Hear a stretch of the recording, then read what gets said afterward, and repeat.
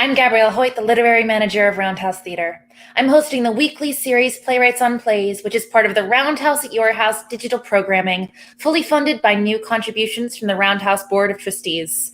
Every Thursday at 7 p.m., I'll spend an hour interviewing a different Roundhouse-affiliated theater maker about their work, their career, and a play that has influenced and inspired them. We'll also include time at the end of that interview for your questions, which, if you're watching live, you can type into the chat window on your screen. Each play we discuss is already free online for you to experience so that you can continue to engage with theater from your home throughout the week. Tonight, I'm so happy to welcome award-winning playwright and director Aaron Posner. One of the DC area's most celebrated artists, Aaron has directed at regional theaters nationwide and is the former artistic director of Philadelphia's Arden Theater and New Jersey's Two River Theater. His reinterpretation of Chekhov's The Seagull, Stupid Fucking Bird was one of the 10 most produced plays in the country in 2015 and has had hundreds of productions across the globe. He's a professor at American University, and I've been lucky enough to work with him numerous times at Roundhouse Theater, including on Sarah Ruhl's Stage Kiss and Liz Duffy Adams' Oar. More recently, he was commissioned by the Getty Villa to reimagine the Greek tragedy Philoctetes. That play, co-produced by Roundhouse, was called The Heel, and Aaron directed it as well, where I got to see firsthand the amazing and unique blend of writer and director that he brings to his projects. His magical interpretation of The Tempest, directed alongside Teller of Penn and Teller, is slated for a Roundhouse Theater remount. I'm so excited tonight to talk to him about George Bernard Shaw's Man and Superman, which he's currently adapting into a radio play. So all of which is to say, welcome, Aaron. Hi. Hello, good evening. Good evening. It's wonderful to see you. Good to see you. Glad to be here. Wonderful. So let's get to it. I've found the question, how are you, is perhaps too difficult to answer at this moment. Yeah, that question's sort of off limits now. But I am curious, what does your life look like right now? Before we started, you were talking about you're actually in full day rehearsals, which is wild and exciting to hear. It is amazing. I've been very, very, very fortunate to stay busy over the last couple of months. I was in rehearsal for The Humans up at Olney Theater when everything shut down. I was also writing a screenplay for the first time. I had been asked to write a screenplay, and so I spent most of the beginning of this time sort of in screenplay mode, trying to figure out how to write for a completely different form, which was a lot of fun. Mm-hmm. And then I've just done my first Zoom directing. I just directed some Chekhov one-acts for American Players Theater in Wisconsin, where we did a week of rehearsal and performed in front of a live Zoom audience. And then those will be on Wisconsin Public Radio starting in June. And now I'm in rehearsal with the Academy for Classical Acting. Well, I was going to be doing something live with them, but now I'm thrilled to be doing Man and Superman as a radio play with the graduate students at the Shakespeare Theater in George Washington. So wow! And you are not only directing Man and Superman, but you've adapted it for the radio format, correct? Ish, yes. I mean, it's a tiny adaptation. It's sort of cutting and shaping and rethinking about how to make that amazing play work on a radio format. So yeah, it's a little bit of an adaptation. Mm-hmm. So as a Zoom directing theater expert now, what are some things that you've learned about your craft? How does it work digitally? Oh, I don't really know yet. I mean, it works not as well, is what we really know, is that it's not the same. It's not as interesting. It's not as, it misses the core element of theater that makes us all love it, that was live people and an audience together. And yet for a rehearsal, actually, a lot of the, you take out the physical life, which is tricky, but people can see each other, people can respond to each other, and you can deal with text work. So, I mean, certainly what I think I've found, and we were just discussing yesterday at AU, is the more complicated and rich the language, doing Shakespeare and Shaw and Moliere, those kinds of things, you can have a rehearsal probably somewhat similar to a rehearsal in a room, because a primary relationship is not only between the actors, but with the actor and the text, and the subtext and the complexities of it. And that you can explore effectively in this format. The kind of raw Steppenwolfy kind of, raw adaptation of the raw kind of acting of one-on-one and how you affect each other in the space and the kind of viscerality. That's a lot trickier in this kind of format. Yeah. I'm also curious, I've it's been really interesting hearing all kinds of different responses in this series.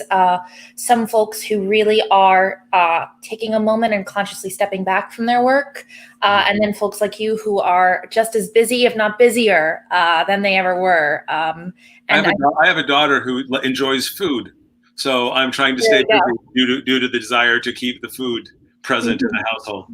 So that'll do it. But I was going to ask, are there any parts of the work, even on Zoom, that are keeping you going, that are sustaining you, that still have that joy that is the reason we go into theater, because it's certainly not for the money. I have been lucky enough to continue to work both writing and directing, and all the same. I think I did spend the beginning of time, I was teaching at American too, trying to teach audition techniques online. And I did spend quite a lot of energy trying to go like, oh, I'm going to try and crack the Zoom formula. There must be a way of doing this on Zoom that would be better. And just in this last week or two of rehearsals for Van and Superman, I've sort of gone, oh, if there is one, I can't figure it out. It's beyond my skills. I'm going to try and make Zoom as much like, or I'm going to behave as much as similarly as I can to the way I behave in the room when I'm in a regular rehearsal with a bunch of people. So I haven't had people muting themselves or taking themselves off camera. I've stayed present. I'm standing, which is the way I spend most of my time in the rehearsal room. I don't tend to sit down a lot. I tend to walk around.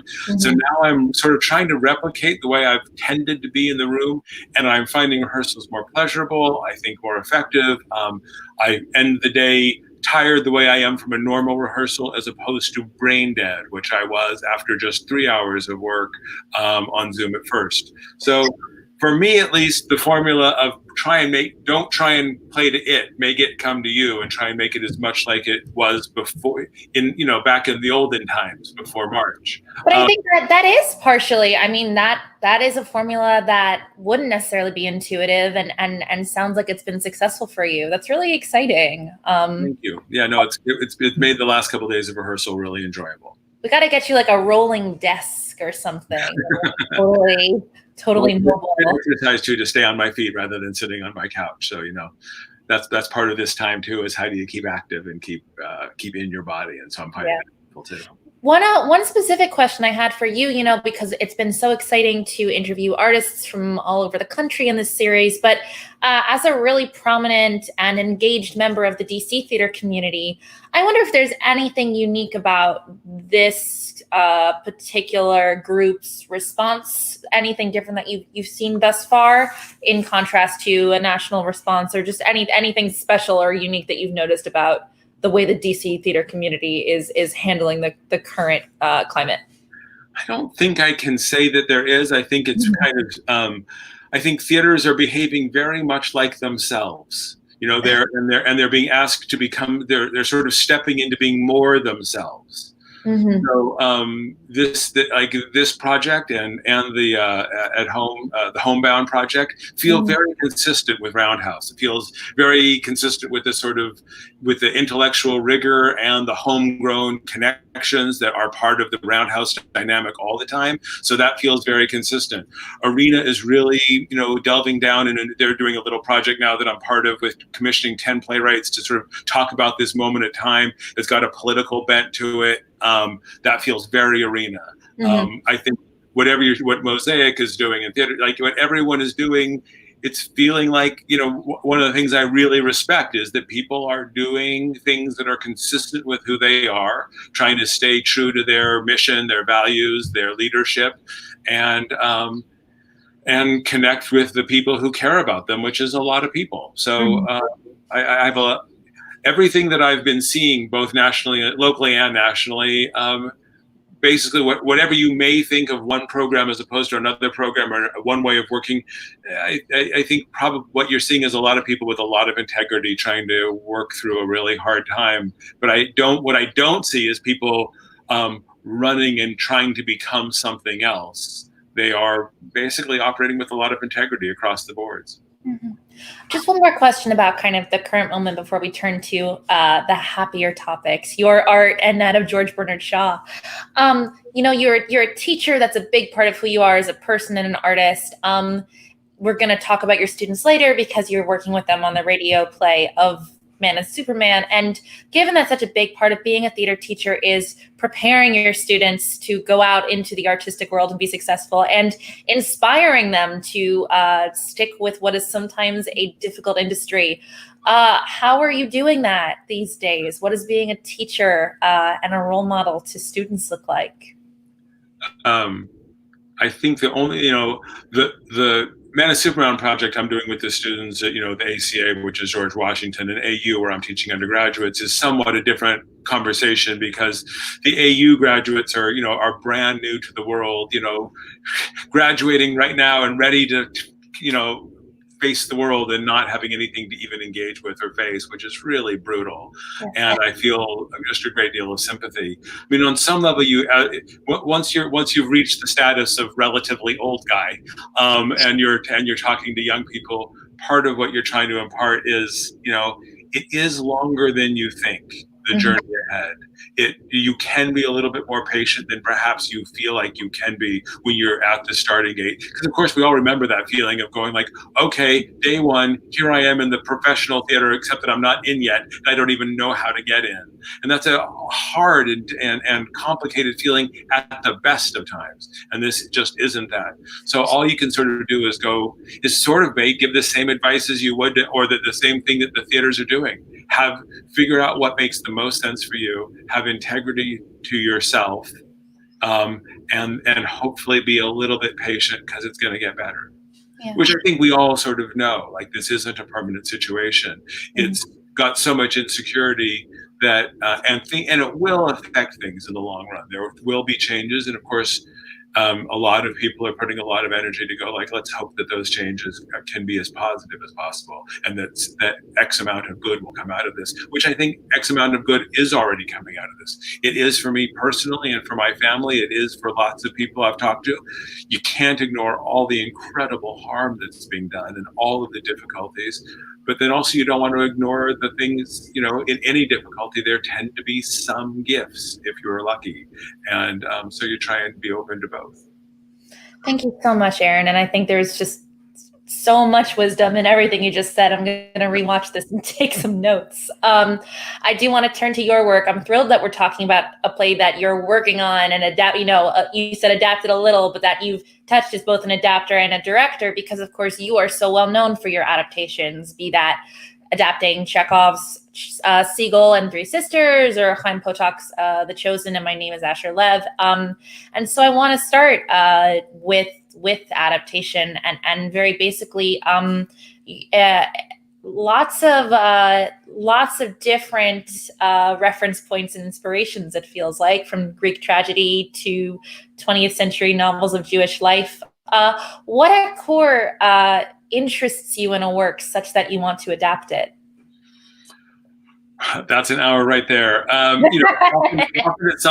It sometimes has something to do with the language, or with, let's be honest, like the only thing I'm interested in really is what's going on in the world right now, today, yesterday, this week, in my lifetime, for myself, my family, my friends, my daughter, whoever it is.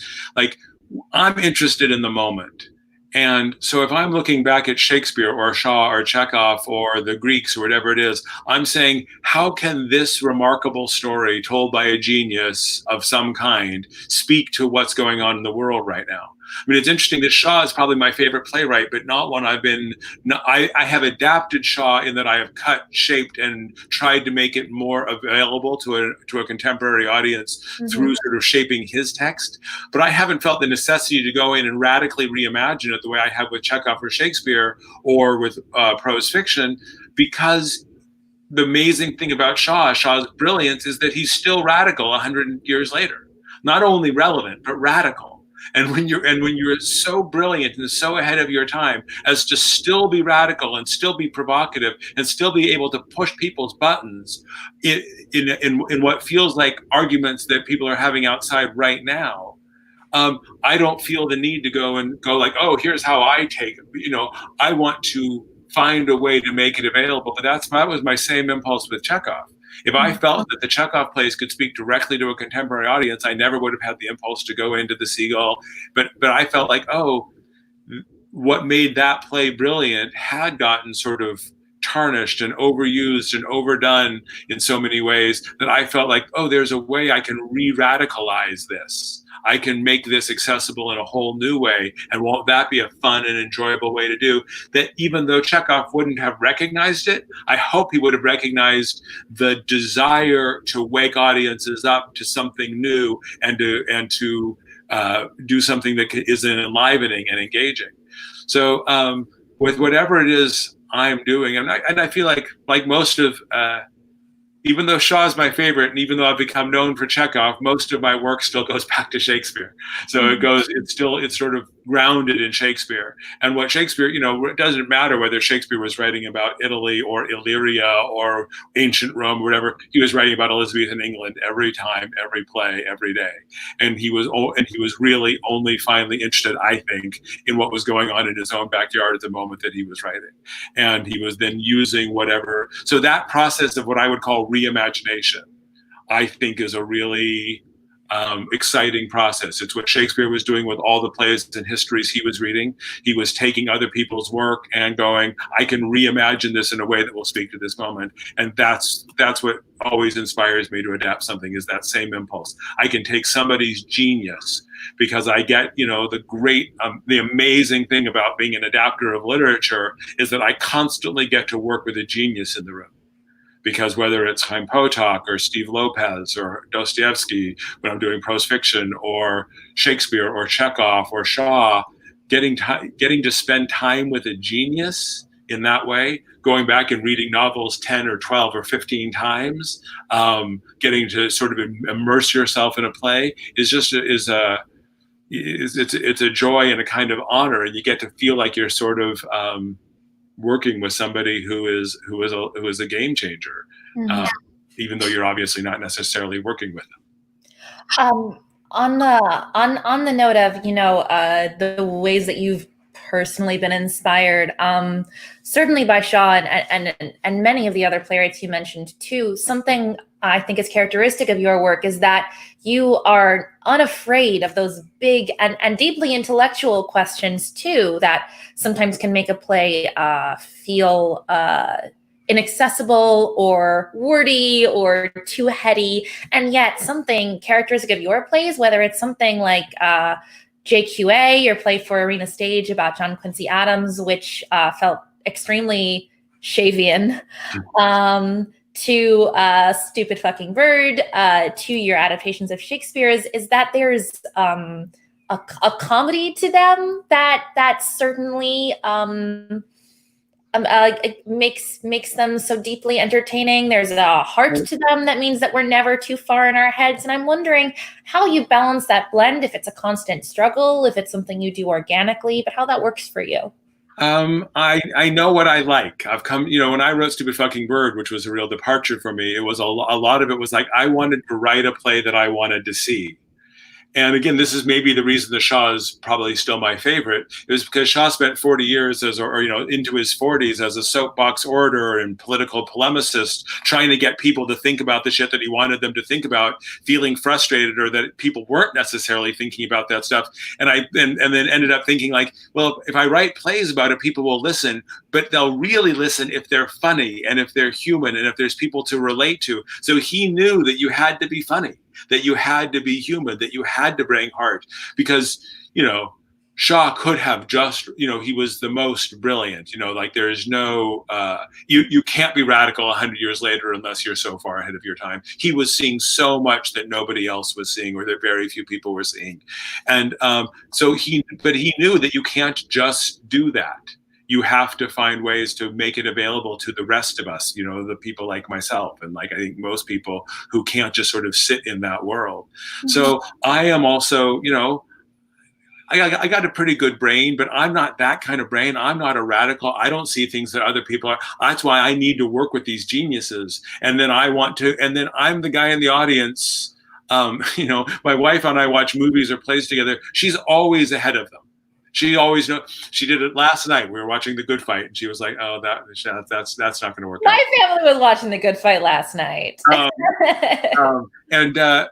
I'm never ahead of them. I'm never ahead of a mystery. I'm never ahead of a TV show. I never see what's coming. I'm just the guy watching the thing, and I get it like exactly the time that they want you to get it. That's when I get it.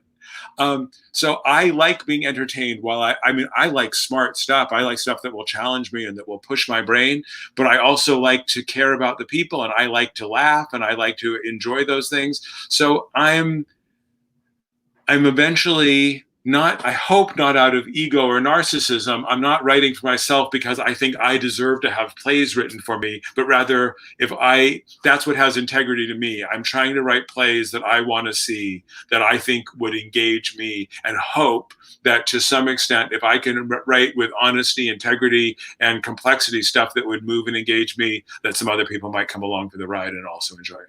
Mm-hmm. Before we move on completely to Shaw, a couple more questions about, I think, what would make a work Posnerian.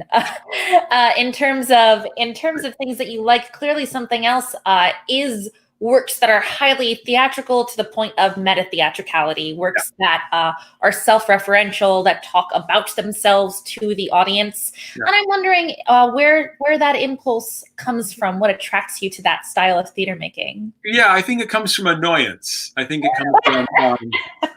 comes from the frustration of sitting at plays going like, I love movies and I love television, but they do this so much better. They do fourth wall realism, particularly now in this age of television, where television is so good, such good actors and such smart writing and such smart directors, but they do the fourth wall so well. And they're even beginning to do the non-fourth wall really well. If you look at like Fleabag and even A Good Fight and whatever, and House of Cards, whatever, they're beginning to do that better as well. Not better than us, but better than they used to, because they didn't really used to do that at all.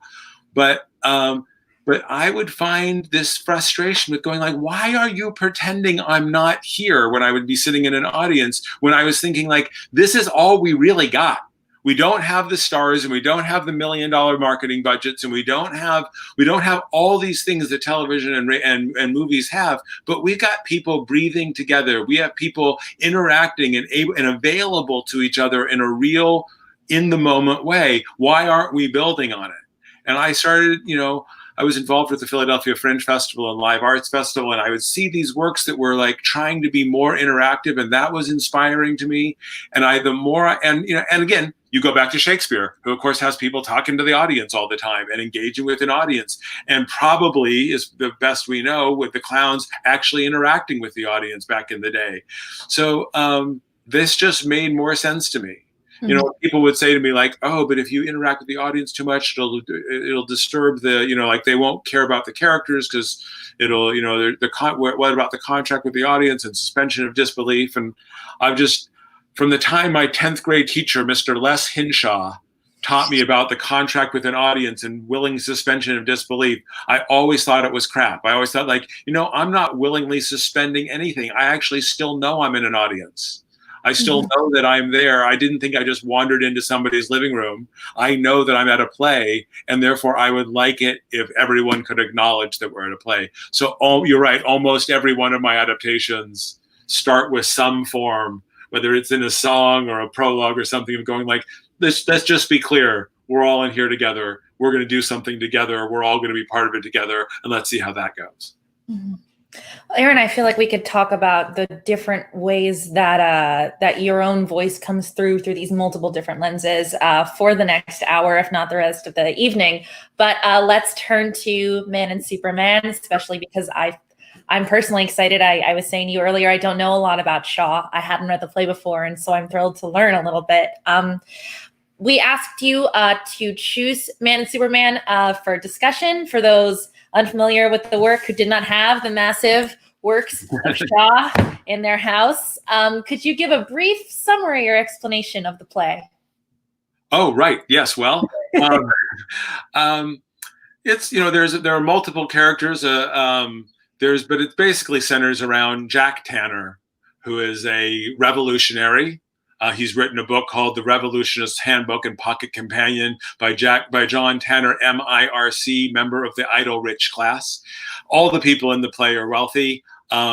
So the play kicks off where he has been asked to be a guardian to Anne Whitefield, whose father has just died, and he's been asked to be joint guardian along with Roebuck Ramsden, Mr. Whitefield's oldest friend, who's a much older gentleman born in the 1860s. The play takes place in 1903.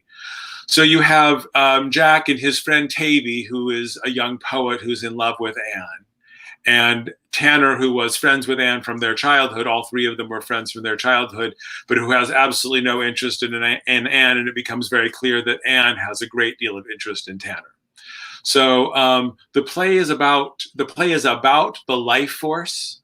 If we were to ask, I think, Mr. Shaw, what it's about what is that force that moves through us, men and women, that draws us together, that pulls us together, that we try and keep apart from, but that is this procreative and creative impulse that says, no, we have to come together and make the world better, create the Superman, try and move towards the perfectibility of people. But this comes out of impulses that are deep in men and women, and somewhat different. So there's a lot. And then there's Octavius's little younger sister, Violet, and she is secretly married to a young man, and you find out. So it's various couplings and what is behind that, the energy of those couplings. So that's what the play concerns. And it happens in 4 acts. We're only doing 3 of the acts. You're not doing the third act, which is known as the Don Juan in Hell sequence, is when Tanner ends up running away from Anne once it's been explained to him that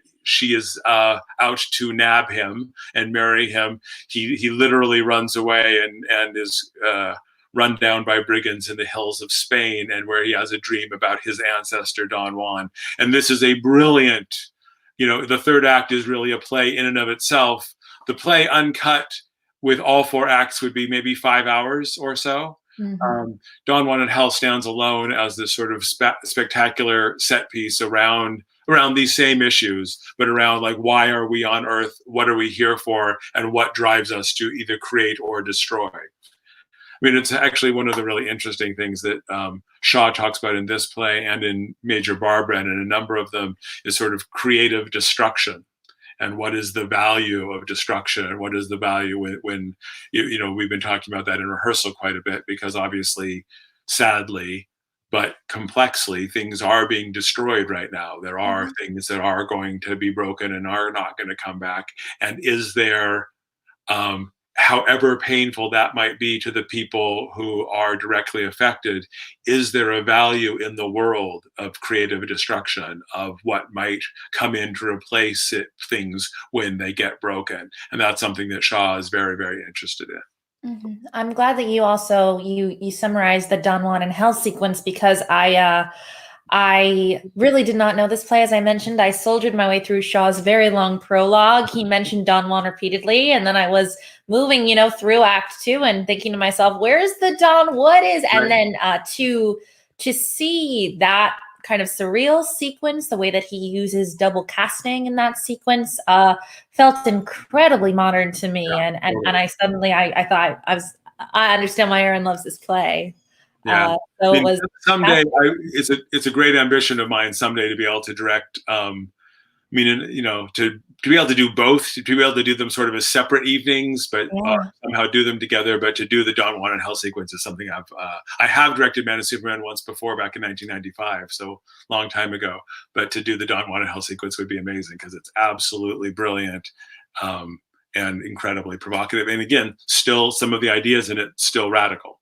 So you've mentioned now several times the radical nature of Shaw, and I'm wondering if you can talk a little bit about that. What exactly do you consider radical within this particular work?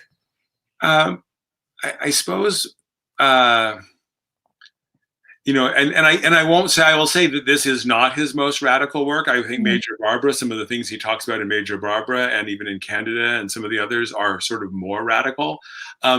But I guess what I really mean by radical is truthful.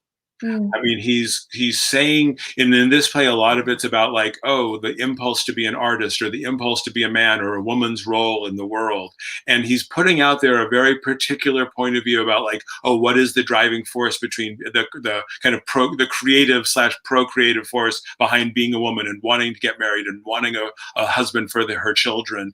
And obviously he's, Shaw would have been the first one to say this is not true of all women, just as it's not true of all men or all artists, but sort of saying, no, I'm going to go ahead and say that there is big truth behind these stereotypes, behind this impulse, behind what is the bigger picture. I mean, I think that's what, he, just as he would, when he writes about money and poverty, he's looking at bigger pictures. He tries to, he's a little bit like Milan Kundera, another favorite, who's saying like, I'm creating characters to exemplify a point. And he'll sort of be like, oh, this is my guy who's going to talk about this. And here's my guy who's going to talk about this, that Kundera will do in his books. But Shaw's sort of not quite as overtly doing that same thing, saying like, I would like to talk about the idea of perfectibility of the human species, or the idea of what drives men and women. Now I'm going to try and I'll get people to speak my point of view. But there is, but he's saying truths that are often, anytime you're saying things that you're going like, yeah, that's the truth. That's the way I see the world. I think that there's truth and complexity in that, whether it's a comfortable truth or not. I find that kind of interesting and radical. And that's like, good.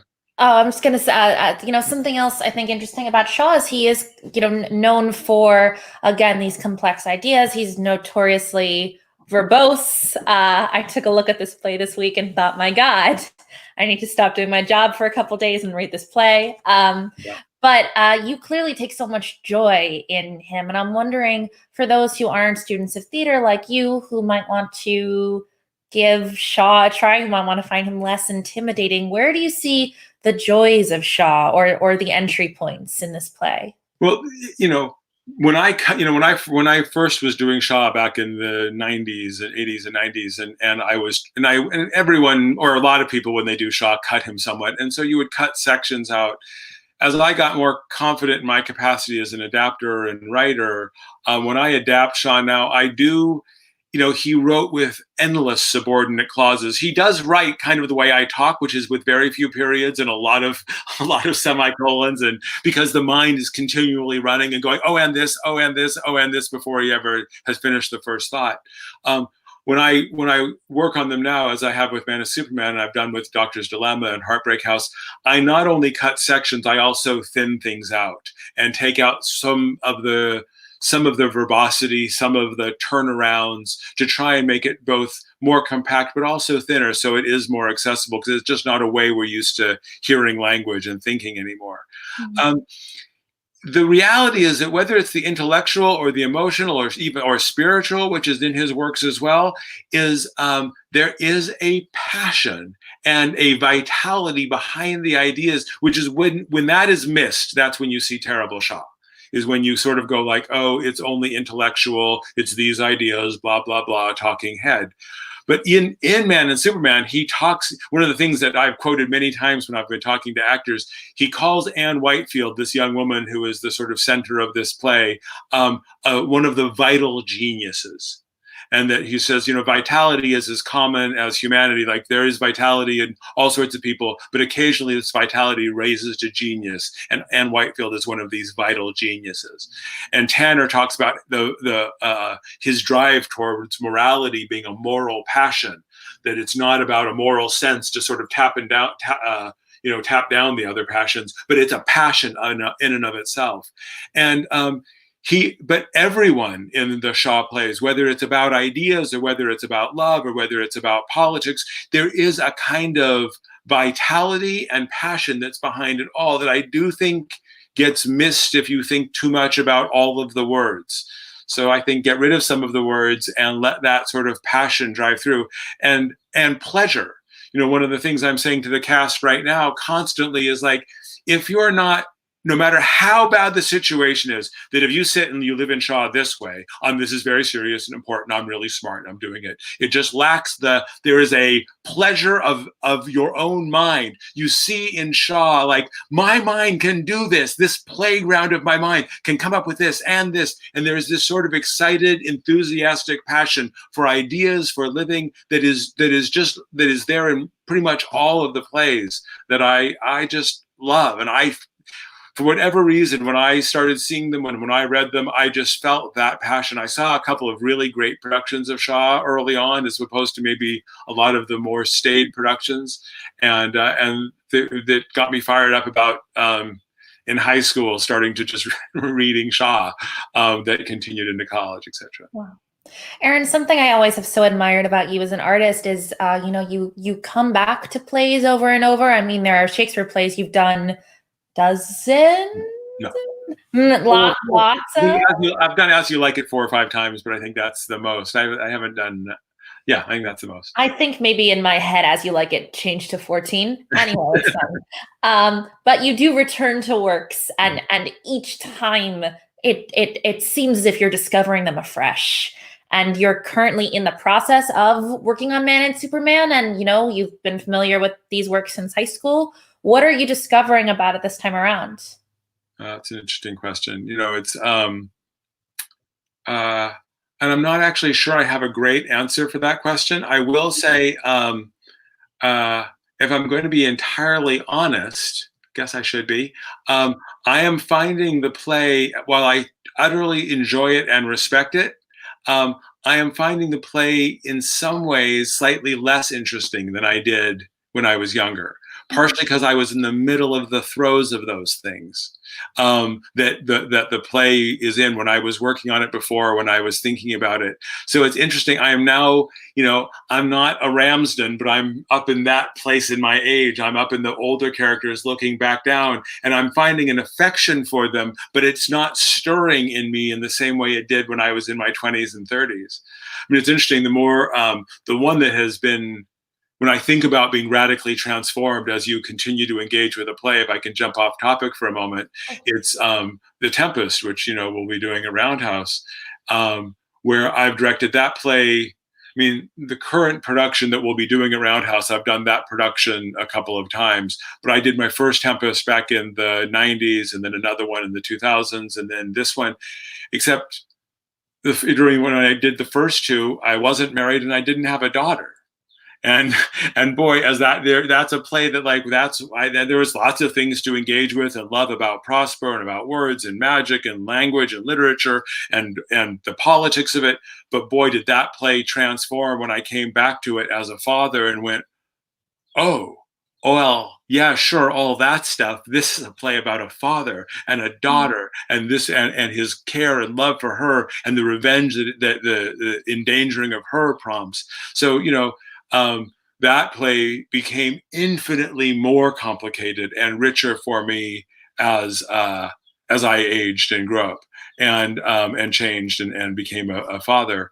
Whereas Man and Superman, I now look back with a kind of I'm looking back at the struggles they're going through with a kind of affection, and enjoying the struggles of the cast, who is in their 20s mostly, as they are still in the throes of this. But I'm looking at it from a little bit of distance, which is just an interesting experience. And of course, it just occurred to me that, absence of fathers seems highly relevant to the play, whether they're just physically not present or whether they've passed on. That's actually a large part of the engine that begins the play and then allows it to keep running. Yeah, absolutely.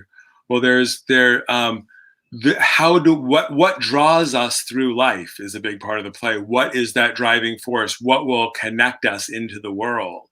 Is a big question of the play. Yeah. I'm curious too, as you mentioned, the play deals largely, or certainly not entirely, but gender roles and the interactions between men and women make up a huge part of this play. And those who are familiar with Pygmalion and then its child, My Fair Lady, which are of course quite different, but we'll know that this was a major preoccupation of Shaw's. And yeah. I'm curious what those 21st century conversations amongst artists about this 20th century, early 20th century work regarding gender have been like? Well, we've just, I'm just getting to know the cast, and of course, that is one of the interesting things about directing on Zoom. This is my first experience with this. The piece I did with American Players Theater was all with artists that I did on Zoom. Were all artists that I've worked with before. With the exception of one of the people in the cast of Man and Superman, I've now done 3 or 4 rehearsals with them, and I've never met any of them. I've never actually been in a room or seen any of them in person. I sort of know what they look like, but I don't really know their energy. I don't know the way they walk. I don't know, which is bizarre. So we're just sort of easing into the conversation about, because we're just still sort of working our way through the play, and we haven't quite delved into the deepest conversations. But there's a major speech about sort of that Tanner has early on about the sort of struggle between the artist man and the mother woman. And this, of course, it's a compelling speech probably for anyone listening to the play, but particularly when you're in a room of artists. But of course, what's one of the things that we talked about a little bit is how interesting that is, that he's talking about, like, oh, the great artist has always been known as a bad husband because he'll do anything for his art. And the really the incredibly complicated conversation that says, well, what if both of those impulses, the artist, the passionate artist, and the procreative mother, what if that's contained in the same person, all in one woman or all in one man, as opposed to when it's sort of caught between the two people. But he is. It's always that interesting thing that whether you're looking at Shakespeare or Shaw or the Greeks, where you go like, okay, this person is talking about the way they understood the world now, and they're telling the truth as best they can about what they see. And if we want to go like, oh, that's not right, this is not women's roles. Women can be anything you want. Not that they're more than just mothers. Well, of course that's true, but it's worth looking at where Shaw was in the continuum of that attitude, and how far ahead of his own time he was, and what he is talking about still feel like, excuse me, let's be honest with ourselves and talk about what of that is still true. What can we look back at and go like, okay, this might be uncomfortable. We might not like that it's true, but there is still resonant truth available in it. Mm-hmm. And certainly what a fascinating role for a female identifying actor in the role of Anne, who is this kind of woman or uber woman, I guess, who encapsulates many of the kind of stereotypically feminine qualities that Shaw's talking about, but then subverts them too, it feels like, in her own intellect. I don't know. I've read this. What's interesting is you have this, Anne, who's sort of like a vital genius and seductress, and she is hypocritical, and she lies, and she manipulates, and she knows she is she who will do whatever she can to secure her mate. And then you have Violet, who is the other sort of, person getting married, who is really the exact opposite, who could not possibly be more straightforward, non-game playing, non-seductress. She says exactly what she wants, and she goes after it directly in a way that feels like an utterly modern 21st century woman. Like, I choose not to engage in any of those games. I am practical. I am straightforward, and I'll say exactly what I mean. So he has both of the, and then he has one of the, the mother, the kind of poor put upon mother who can't control. So he's hitting it's not like he's only sort of putting out one sort of stereotype of women. He's putting out a variety of stereotypes of both women and men, and saying, I think, again, saying, here you go. Here's a number of ways of looking at these roles. What provokes you? What engages you? What feels like it's telling the truth for you? Because I think people will gravitate to those. I think most men and women, will find themselves reflected in some of those characters and not in others. Another one of Shaw's preoccupations, and you mentioned it earlier, this idea of moral passion. And of course, the question of what is morality infuses his plays as well. I'm curious, especially at a time where making art is made so much harder than usual, and there are so many other concerns in the world. I think a lot of us are asking what the point is of theater, and to Shaw, it feels that certainly part of that was to do with wrapped up in morality. Morality in politics. I mean, he had a Yeah. very passionate socialist, Fabian socialist agenda of like he was trying to affect change, which is not the most it's still out there obviously, and there's a lot of art being created with social and maybe more. I mean, it does feel like a lot of the newer playwrights, a lot of the playwrights that are coming into prominence now are coming in with stronger social political agendas. In the way that Shaw was at the time, and also, and similarly, coming up things like Fairview, or coming up with interesting theatrical packages to wrap their political agenda in order to engage people theatrically, so that they will think about complicated issues. And so I do think that certainly that's what I think I lost track of the question. I think that's certainly. I don't think I asked a question. I was kind of talking about Shaw, but certainly I'm fascinated to hear you talk about theater and politics, especially since you are a commissioned power play playwright from Arena Stage. JQA is obsessed with political questions, as is something like District Merchants, in different ways.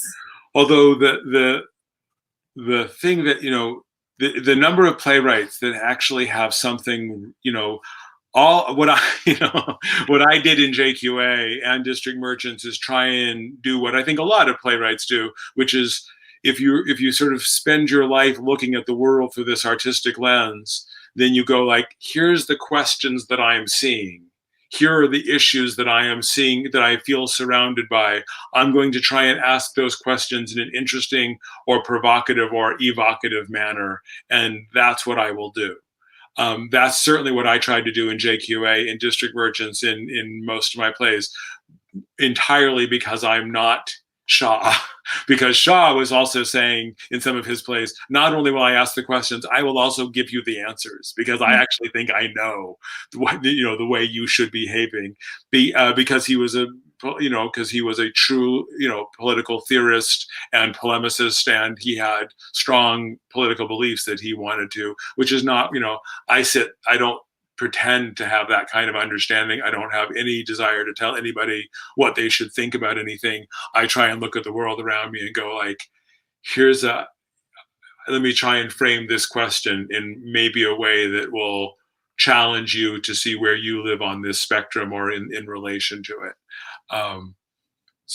But I do think there are some really interesting new playwrights that are saying, oh, no, actually, I have things I want you to believe. I have perspectives that I want you to hold, or I want to change you or change your mind. I think that's really cool. Folks, in just a couple minutes, we're going to turn to your questions. So you should feel free to type those into the active live chat that we've already got going. Just a few more questions from me, and then we will turn to yours.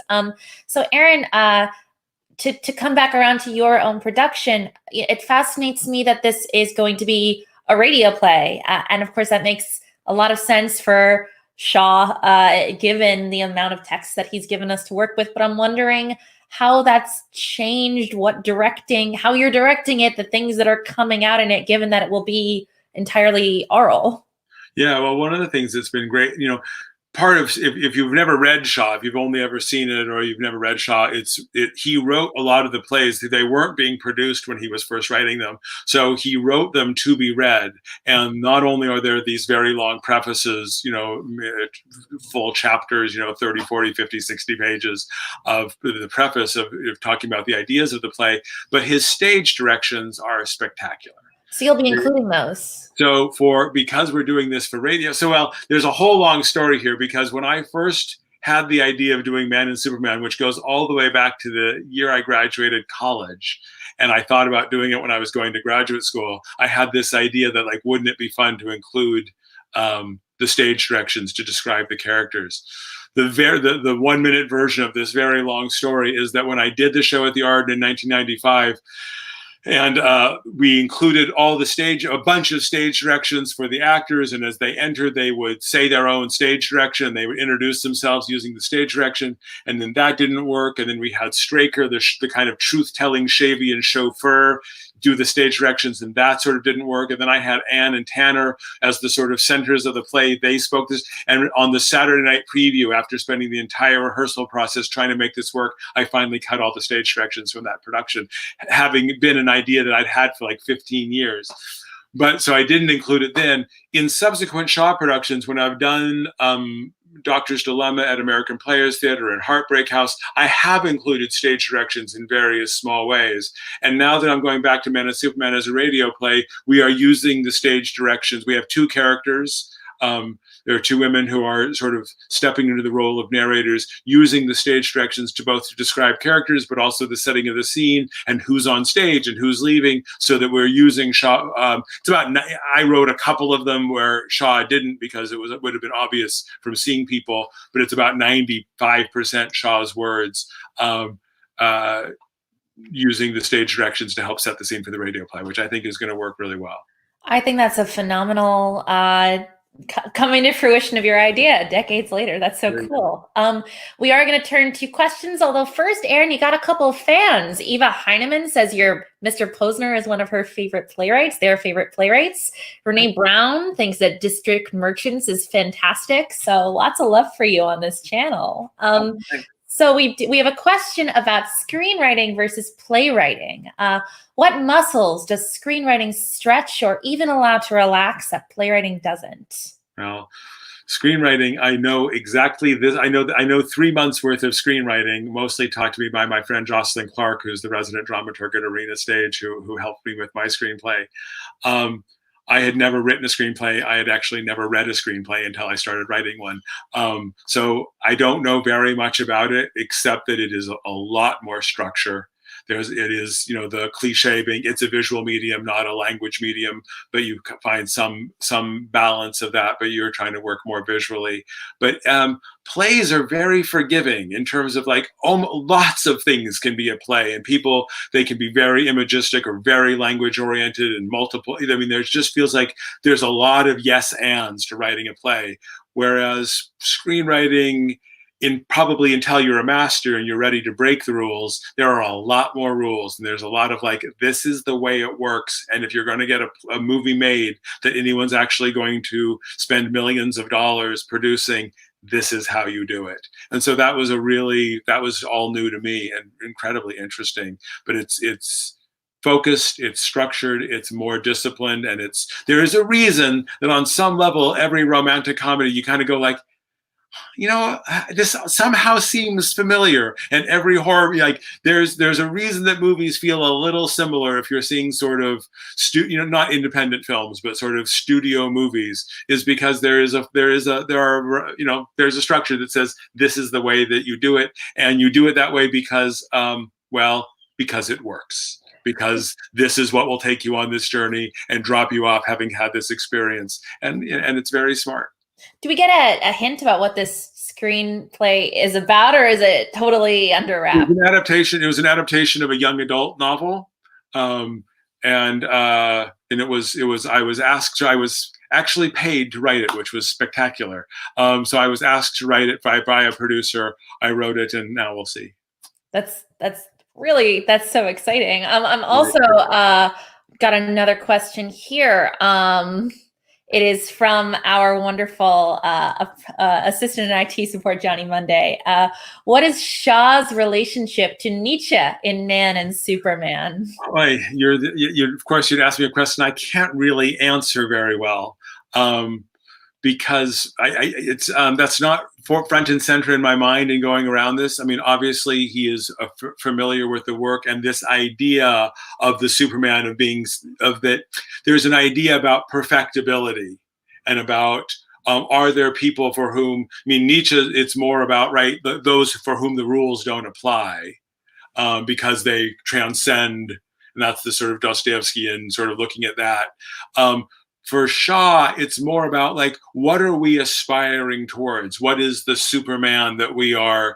Like, how perfectible are we as human beings? And what is our purpose on the planet? Why are we here? And, this is where he sort of views in the Don Wanted Hell sequence, hell is where the people who are actually working towards a better future, the doers, go. And it's those who want to sit back and luxuriate in art and pleasure and romance that you end up going to heaven, which of course those that are actually doers and wanting to make the world better are incredibly bored in heaven, which is where Don Juan is. So it has something to do with about perfectibility and what human beings aspire to. But you would have to ask somebody with these much more clearly in their mind than I am at this point.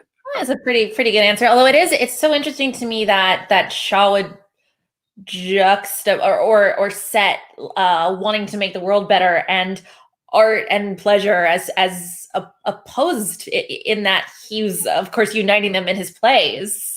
Yeah, but it is sort of like, and like a lot of things, like his dislike of Shakespeare and other things, there is a degree of there's a kind of irony to it as well. Like you often feel that Shaw totally means what he says, except not entirely. Like there's a kind of a wink or a pleasure in his way of engaging with it. So I don't think he's actually anti-art. He just says maybe there are more important things than art. Would be his point. That there are things that are. That I think he is very focused on, like, what can we do? Why are we here? And what can we actually do to make this a better place? Aaron, we've got a question from Rania. Thank you, Rania, for the pronunciation. Rania is trying to adapt Shakespeare, and I feel like I've hit a wall. I feel like I'm repeating myself, beating a dead horse. What do you recommend? Leave it alone for a couple days? Erase? Trying to adapt Shakespeare. I have no idea what to recommend, except to say always to go back to, why did you want to adapt it? What is it that you found in it that the one Shakespearean adaptation I did was District Merchants was an adaptation of Merchant of Venice, which came from trying to find a way to get myself to want to direct The Merchant of Venice and failing over and over again, and going like, I don't want to direct that play because, and here are I had identified all the things that I found too problematic in that play that made me not want to direct it. And so those became my points of entry when I began, and sort of it ended up unwinding into a lot of new areas as well. But I kept coming back to, like, what was my impulse to want to adapt this? What was broken about it, or what pissed me off about it? You come back to anytime you're adapting anything, or I believe directing anything, it is about your core relationship with that work of art. Like, you need to form a relationship that is like forming a friendship, where you get to know each other, and in the forming of that relationship between you and the work of art, you sort of, just as you do with a friend, you find out what you both care about, where you intersect, where you connect, and that's where you want to put the energy in any kind of relationship, and certainly as an adapter. I would only add on to that and say that I think the great thing about adaptation is that you've already got a skeleton, and so if you're at a part where you're beating a dead horse, you're repeating yourself, jump ahead. Go to the part that you were excited about. Go to the part that's fun. Go to the part that interests you and that you're passionate about, that you've been saving, and write that. Maybe you're not even going to end up using it, but it'll get you moving again. Or just start leaving what you're adapting behind. Because of course, many adaptations, I think, fail because people are too slavishly in relation to the original work. The original work, if it didn't need to, if it wasn't broken, or it was perfect as it was, you probably shouldn't adapt it. Or if it said all the things you wanted it to say today, then you wouldn't need to adapt it. So the freedom to go, like, I know that isn't what I'm going to go ahead and add this new character. I'm going to add this new scene. I'm going to go ahead and leave this behind. Is also, I think, even if you end up deciding not to and coming back to it, it's still a worthy impulse to follow. Shocking that the playwright of Stupid Fucking Bird, the adaptation of The Seagull, would advocate irreverence. Erin, we have just a minute left, but such a good question that I want to get to it very briefly. Adjusting to the COVID world, what do you think the return of the radio play is going to do for audiences in theater? Do you think we'll still embrace it post-COVID? I hope there's a yes and. I hope that the things that we've discovered, that we're discovering about Zoom and about other forms and other ways of telling stories, become a yes and of like the more storytelling, the more San Francisco Playhouse calls itself an empathy gymnasium, which I really like. And and storytelling is a workshop for empathy and for connection. And the more things that connect us and build empathy for each other, the better off we are. So I am longing for the day we get back into live theaters with people breathing and laughing and smiling and joking and all together in the same room. But hopefully this can be a yes and to radio and Zoom and new forms of storytelling. The more, the better. Erin Posner, I am better off for talking to you this evening. Thank you so much. Thank you so much for having me. It's been a pleasure. Bye, Erin. Bye-bye. And thank you to all of you for tuning into this episode of Playwrights on Plays. If you'd like to read Man and Superman by George Bernard Shaw, you can do so online for free at the link that we're providing.